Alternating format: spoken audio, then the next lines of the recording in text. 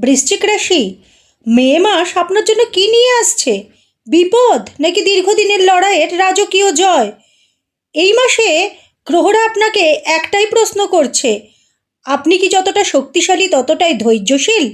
কারণ এই মাসে শুধু শক্তি নয়, ধৈর্যই কিন্তু আপনাকে বাঁচাবে।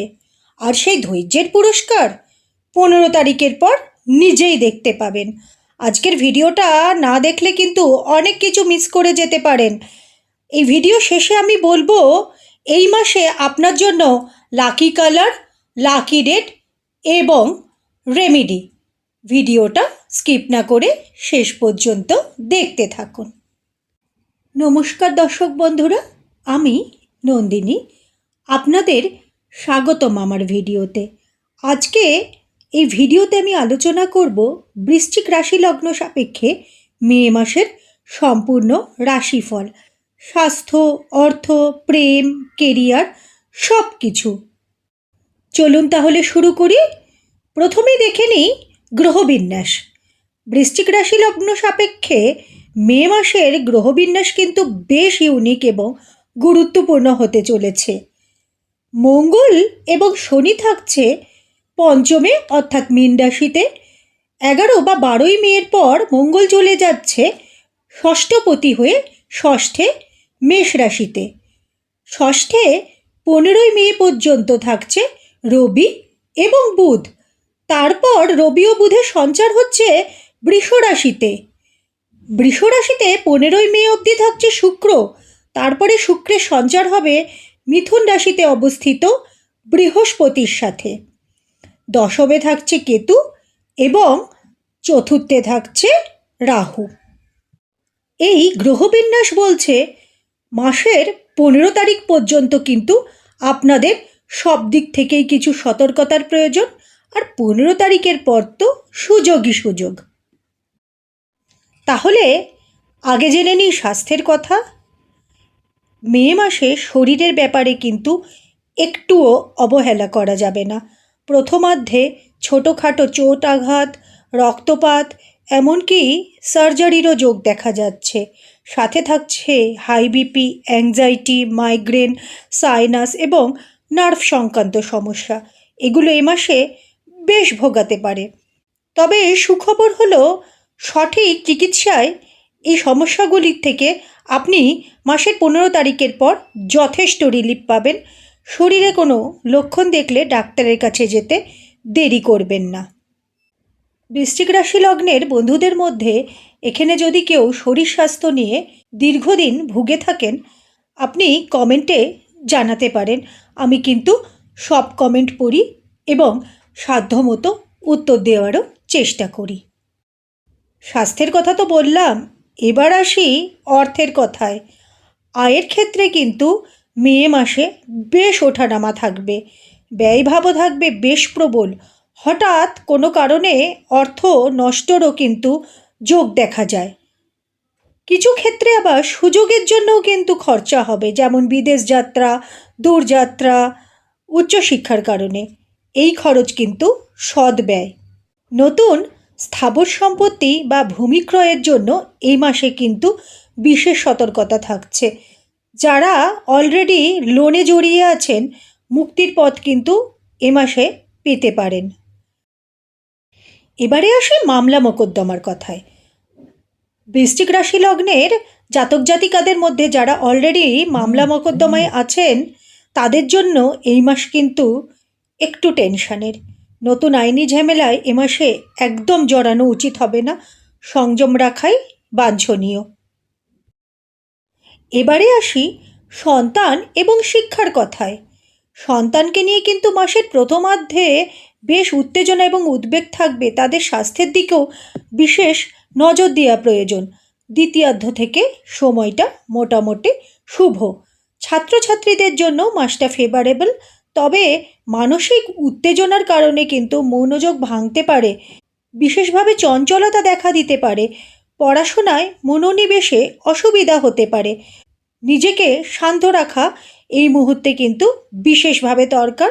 ফোকাসড থাকুন। দর্শক বন্ধুরা, আপনারা জীবনে এই মুহূর্তে সবথেকে বেশি কোন বিষয়টা নিয়ে চাপে আছেন কমেন্টে লিখতে পারেন, আমি উত্তর দেওয়ার চেষ্টা করব। এবারে আসি রিলেশনশিপের ক্ষেত্রে। এই মাসে কিন্তু সম্পর্কে তিক্ততা, ডিট্যাচমেন্ট, এমনকি ব্রেকআপেরও সম্ভাবনা দেখা যায়। বিবাহিতদের জন্য ইগো ক্ল্যাশ এবং মানসিক চাপ একটা বেশ বড় কারণ হতে পারে। এই মাসে কথায় সংযম রাখুন, আবেগে সিদ্ধান্ত নেবেন না। এই মাসে আপনাদের মনে হতে পারে আপনাদের ভেতরে যা যা ক্ষোভ আছে সেটা বাইরে বার করে দিই, কিন্তু সেটা একটু সামলে রাখুন। ছোট ভাই বোনেদের সাথে সম্পর্ক কিন্তু বেশ প্রীতিপূর্ণ। বড় ভাই বোনেদের কাছ থেকেও যথেষ্ট আনুকূল্য পাবেন, বন্ধুস্থানীয় মানুষের কাছ থেকেও সাপোর্ট পাবেন।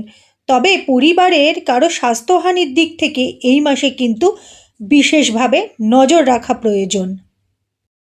এবারে আসি সবথেকে গুরুত্বপূর্ণ অংশ, আপনার কেরিয়ার।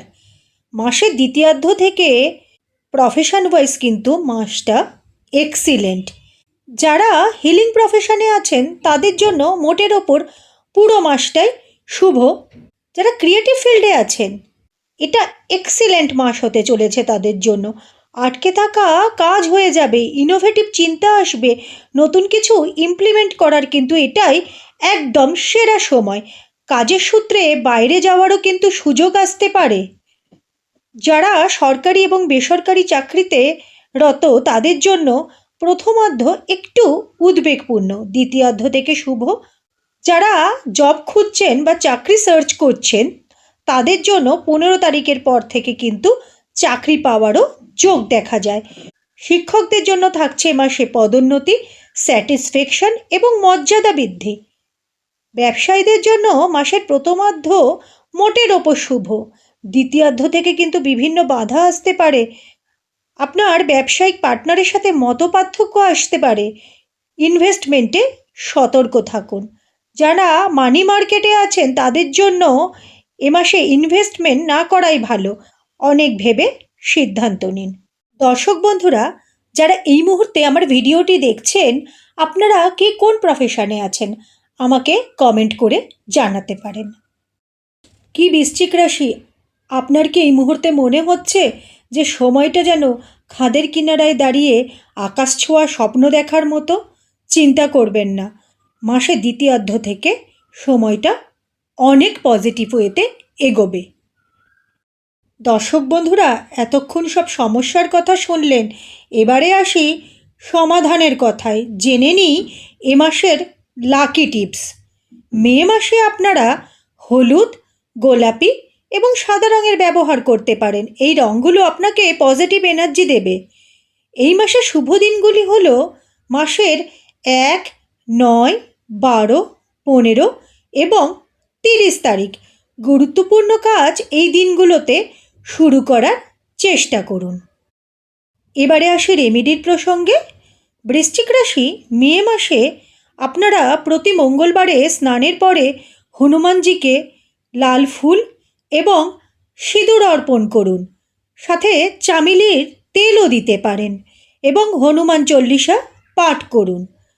দর্শক বন্ধুরা, যদি সম্ভব হয় মঙ্গলবার আপনারা নিডি পিপলকে কিছু লাল দ্রব্য যেমন লাল বস্ত্র, মুসুরির ডাল দান করার চেষ্টা করুন।